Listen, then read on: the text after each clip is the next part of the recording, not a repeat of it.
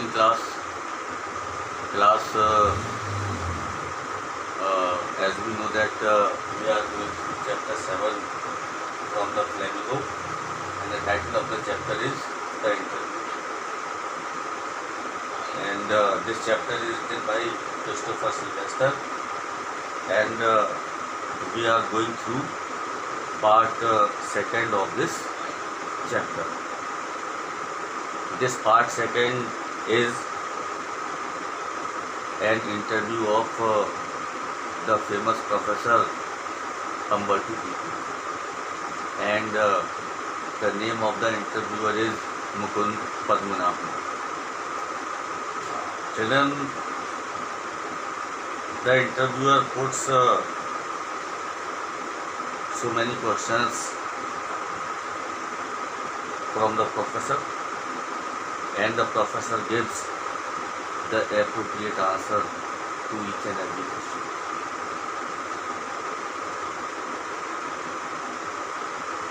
We are going through the page number 71, and when the interviewer Mukund Padmanabhan asks Umberto Eco that his style of writing is somewhat different from the writing style of others, because he has given a personal touch to his writing. At this, the author tells us about Umberto Eco, that his writing style is somewhat different. At this, Umberto Eco gives the answer. देखिए, जब interviewer Mukund Padmanabhan professor Umberto Eco से पूछते हैं, कहते हैं कि जो उनका जो राइटिंग स्टाइल है वो दूसरे लोगों के राइटिंग स्टाइल से अलग है, तो इस पर वो ये जवाब देते हैं Umberto Eco. Now see the book. When I presented my first doctoral dissertation in Italy, one of the professors said, अब देखिए प्रोफेसर ने कहा कि when he was doing his PhD and when he was about to present his doctoral dissertation stands for thesis, a kind of research work. तो देखिए Umberto Eco ने कहा कि जब उन्होंने इटली में अपना फर्स्ट डॉक्टोरल डिसर्टेशन प्रेजेंट किया, पहली थीसिस प्रेजेंट की, तो one of the professor said, तो प्रोफेसर्स में से एक ने मुझसे कहा, scholars learn a lot of a certain subject. बोले स्कॉलर्स एक सर्टेन सब्जेक्ट से बहुत कुछ सीखते हैं. Then they make a lot of false hypotheses, and then they make different kind of false hypotheses, और तब वो different प्रकार के false hypotheses, ideas, views बनाते हैं. then they correct them, और तब वो उन्हें करेक्ट करते हैं. and at the end they put the conclusions in their research work, और अंत में वो अपने रिसर्च वर्क में बहुत सारे conclusions प्रस्तुत करते हैं. You on the contrary told the story of your research, but you on the contrary, you on the other side, you on the opposite side told the story of your research. लेकिन तुमने दूसरी ओर इसके विपरीत अपने research की story को बताया है. even including your trials and errors, जिसमें कि आपने अपने ट्रायल्स और एरर्स को इंक्लूड किया है। एट द सेम टाइम ही रिकग्नाइज्ड आई वाज राइट, और ठीक उसी समय उन्होंने ये भी रिकग्नाइज किया कि मैं ठीक था। And went on to publish my dissertation as a book, और उन्होंने मेरी डिजर्टेशन को एक बुक के रूप में पब्लिश करवाने को कहा। which meant he appreciated, which meant he praised, admired my dissertation work, जिसका मतलब ये था कि फाइनली उन्होंने मेरे डिजर्टेशन वर्क को एडमायर, एप्रिशिएट किया। At that point, at the age of 22, I understood scholarly books should be written the way I had done. अब देखिए, तो प्रोफेसर कहते हैं कि he was that time at the age of 22, कहते हैं उस समय वो 22 वर्ष की अवस्था में थे, और कहते हैं कि 22 वर्ष की अवस्था में मैंने इस बात को समझ लिया कि scholarly books should be written the way, कि जो स्कॉलरली बुक्स हैं, स्कॉलरली बुक्स को ठीक उसी प्रकार से लिखा जाना चाहिए जैसे मैंने लिखा। By telling the story of the research, जिसमें मैंने अपने रिसर्च की स्टोरी को बताया। This is why my essays always have the a narrative aspect, and that was the only reason my essays always have a narrative aspect. और यही एकमात्र कारण रहा कि जितने भी मेरे एसेज थे वो सारे नैरेटिव थे, व्याख्यात्मक थे। And this is why probably I started writing narrative or novels so late, and that was the only reason I started writing novels so late, at the age of 50 more or less।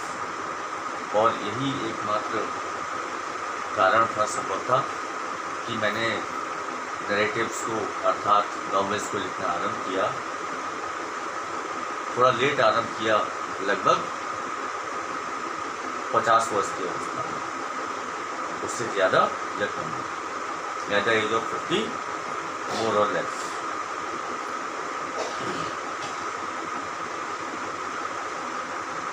I remember that my dear friend Roland Barthes was always frustrated that he was an essayist and not a novelist। अब देखिए professor आगे बताते हैं, he tells the interviewer the story of his friend। बोले मुझे याद है, I remember that my dear friend Roland Barthes was always frustrated। कहते हैं मेरा एक मित्र था, whose name was Roland Barthes, जिसका नाम Roland Barthes था। Roland Barthes was very close friend of the professor, and he was always frustrated, he was always discontented, disappointed, जो कि हमेशा ही तनावग्रस्त रहता था।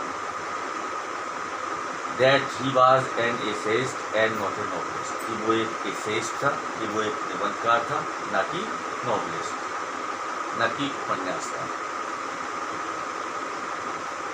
He wanted to do creative writing one day or another, but he died before he could do so। और he wanted to do creative writing one day or another, और वो किसी न किसी दिन क्रिएटिव राइटिंग लिखना चाहता था, एक रचनात्मक लेख लिखना चाहता था। He wanted to write a creative writing, but he died before he could do so, लेकिन ऐसा करने से पहले ही उसकी मृत्यु हो गई। I never felt this kind of frustration, but professor कहते हैं कि मैंने कभी भी इस प्रकार के फ्रस्ट्रेशन को महसूस नहीं किया, इस प्रकार के तनाव को महसूस नहीं किया। आई started writing novels by accident, कहते हैं मैंने ऐसे ही यूं ही नॉवेल्स लिखना आरम्भ कर दिया। I started writing novels by accident. I had nothing to do one day. कहते हैं एक दिन मेरे पास करने को कुछ नहीं था, लेकिन there why one day when the professor was sitting quite in leisure time, he had nothing to do, and so he started writing. कहते हैं by accident I started writing novels. कहते हैं मैंने ऐसे ही नॉवेल लिखना आरम्भ कर दिए, जैसा कि मेरे पास एक दिन करने को कुछ नहीं था। मैं एक दिन खाली बैठा हुआ था और मैंने लिखना आरम्भ कर दिया। Novels probably satisfied my taste for narration, and when he started writing novels he really felt a kind of satisfaction. अब देखिए, फिर इंटरव्यूअर मुकुंद उनसे प्रश्न करते हैं कि talking about novels from being a famous academic you went on to becoming spectacularly famous after the publication of the Name of the rose.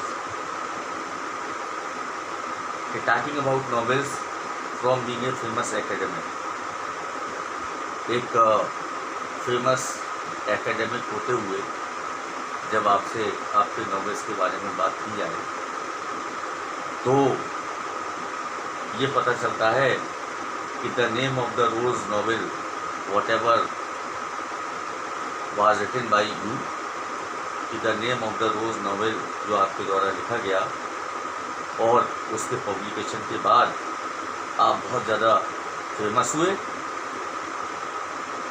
You have written 5 novels against many more scholarly work of non-fiction, at least more than 20 of them. So you have written 5 novels against many more scholarly works of non-fiction. Non-fiction की कृतियों से हटकर, work से हटकर आपने इसके against 5 novels लिखे, at least more than 20 of them, और कम से कम उनमें से 20। तो देखिए, नंबर 2 को इसका आंसर देते हैं ओवर 40, नॉट ओनली 20, ओवर 40। तो the author again tells us that the interviewer asked one more question, over 40, among them a seminal piece of work on semiotics. और कहते हैं जो नॉवेल्स आपने लिखे उनमें से आपने सीमियोटिक्स पर भी आधारित नॉवेल्स लिखे। Semiotics I have already told you, the study of science, संकेतों का अध्ययन। But ask most people about number 2 Eco and they will say, oh, he is the novelist, does that bother you? कहता है, लेकिन जब लोगों से आपके बारे में बात की जाती है, जब लोगों से आपके बारे में पूछा जाता है, do you know number 2 ego, क्या आप नंबर 2 ईगो को जानते हैं? तो most of the people say or will say, oh, he is a famous novelist। तो अधिकांश लोग कहते हैं, अरे वो तो एक फेमस नॉवलिस्ट है। Does that bother you? क्या आप इस बात को सुनकर परेशान हो जाते हैं? Because basically you are not the novelist, but you are the professor at the university. तो नंबर 2 को कहते हैं, yes, because I consider myself a university professor who writes novels on Sundays। कहते हैं, हाँ, मैं इस बात को सुनकर थोड़ा बॉदर होता हूँ, because I consider my self A university professor, क्योंकि मैं अपने आप को एक यूनिवर्सिटी प्रोफेसर मानता हूँ, who rights novels on Sunday, जो कि संडेज को नॉवेल्स लिखता हूँ। who writes novels on Sundays. It is not a joke. ये कोई जोक नहीं है. I participate in academic conferences and not meetings of pen clubs and writers. बोले मैं हमेशा ही एकेडमिक कॉन्फ्रेंस में पार्टिसिपेट करता हूँ, न कि पेन क्लब्स या राइटर्स की मीटिंग में. आई identify my self with the academic community, और मैं अपने आप को एक एकेडमिक कम्युनिटी से संबंधित या जुड़ा हुआ मानता हूँ. I consider first myself related to the academic community, but okay, if they stands for most people have read only the novels. लेकिन ठीक है, जैसा कि बहुत से लोगों ने मेरे नॉवेल्स को पढ़ा है. Laughs and Slugs, तो देखिए ये कहते हुए वो हंसते हैं, and he gives a kind of jerk to his shoulders. I know that while writing novels, I reach a larger audience. और कहते हैं मैं इस बात को भी जानता हूँ कि मैं नॉवेल्स लिखकर एक लार्जर ऑडियंस तक पहुँचा हूँ. I cannot expect to have 1 million readers with stuff on semiotics. और मैं इस बात को भी एक्सपेक्ट नहीं करता हूँ कि मैं सेमियोटिक्स पर लेख लिखकर 1 million रीडर्स तक पहुँचे. Meaning thereby he also became famous on his writing with the stuff of semiotics. Okay students, so that's all in this lecture. We shall go through